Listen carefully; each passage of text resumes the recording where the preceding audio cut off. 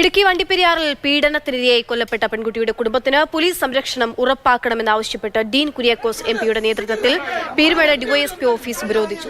പെൺകുട്ടിയുടെ അച്ഛനെയും മുത്തച്ഛനെയും ഇന്ന് രാവിലെ പ്രതിയുടെ ബന്ധു കുത്തിപ്പരിക്കേൽപ്പിച്ച പശ്ചാത്തലത്തിലാണ് കോൺഗ്രസ് പോലീസ് സംരക്ഷണം ആവശ്യപ്പെട്ട് ഉപരോധം സംഘടിപ്പിച്ചത്.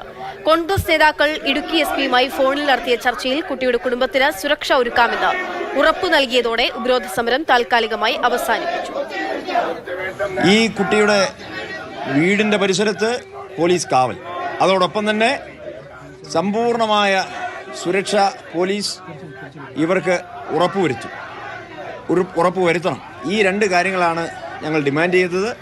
SP ഈ വിഷയത്തിൽ നേരിട്ട് ഇടപെടാമെന്നും സമ്പൂർണമായ സുരക്ഷ നൽകുന്നതിന് വേണ്ടിയിട്ടുള്ള ഒരു പൂർണ്ണമായ ഉറപ്പ് MP എന്നുള്ള നിലയിൽ എന്നെ വിളിച്ച് നേരിട്ട് അറിയിച്ചിട്ടുണ്ട്.